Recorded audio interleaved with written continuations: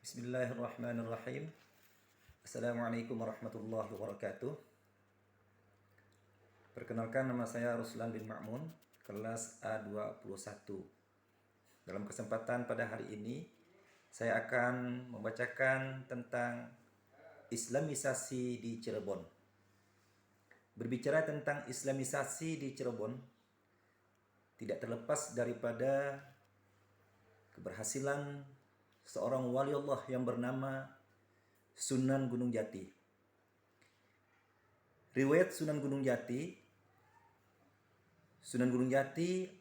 atau yang dikenal Syarif Hidayatullah dilahirkan di Mekah tahun 1448 Masehi dari pernikahan Syarif Abdullah dengan Syarifah Mudaim atau Lara Santang.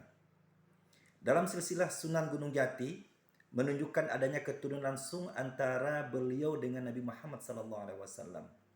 Selain itu, Syarif Abdullah, ayah dari Syarif Hidayatullah, adalah penguasa Mesir. Sebagai anak sulung, Syarif muda otomatis mendapat hak untuk menggantikan ayahnya. Akan tetapi, Syarif Hidayatullah memilih jalan lain. Setelah Syarif Abdullah meninggal, ia memilih ikut pulang ke Jawa bersama ibunya, Syarifah Mudaim, untuk menyiarkan ajaran Islam. Sedangkan kekuasaan Mesir, Syarif serahkan ke adiknya, yaitu Syarif Nurullah. Sunan Gunung Jati sebagai Sultan pertama di Cirebon. Pengangkatan Sunan Gunung Jati sekitar tahun 1479 Masehi menjadi Sultan Cirebon adalah momen titik balik berkembangnya Islam di Cirebon. Karena kedudukannya sebagai raja dan ulama, maka Sunan Gunung Jati diberi gelar Raja Pandita. Sunan Gunung Jati didaulat menjadi penata agama Islam yang bertugas menyebarluaskan Islam di seluruh tanah Sunda, dibantu para wali songo dalam pengislaman seluruh Jawa. Kemudian pengaruh dakwah Sunan Gunung Jati di Kesultanan Cirebon.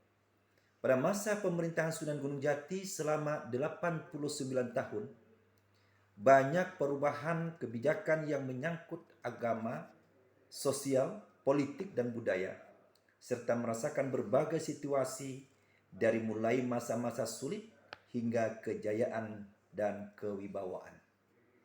Nah, dari penjelasan di atas diketahui bahwa yang pertama, dalam bidang politik, Sunan Gunung Jati adalah menyusun pemerintahan yang bersifat desentralisasi. Yang kedua, peran Sunan Jati dalam bidang ekonomi adalah sebagai kerajaan pesisir.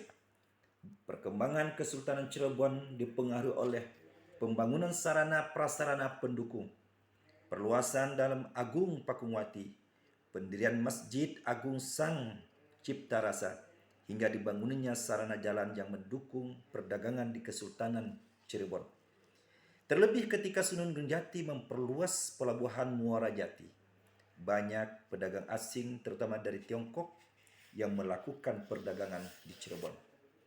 Yang ketiga, peranan Sunan Gunung Jati dalam bidang sosial budaya yang sampai saat ini dapat dilihat adalah simbol kosmis yang berasal dari Hindu dan simbol yang berasal dari Islam. Simbol kosmis diwujudkan dalam bentuk payung sutra berwarna kuning dengan kepala naga.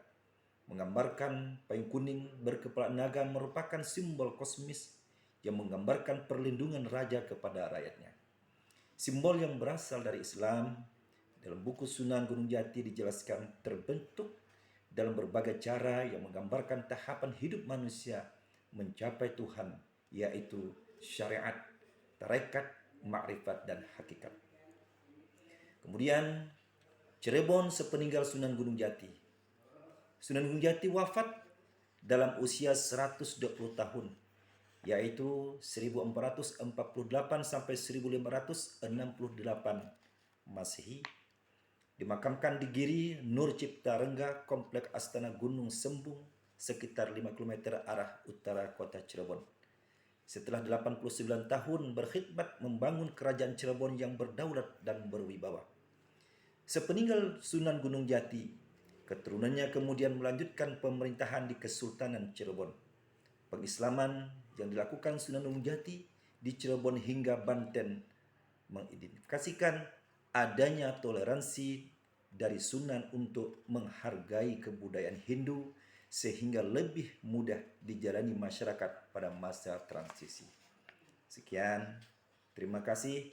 Assalamualaikum warahmatullahi wabarakatuh.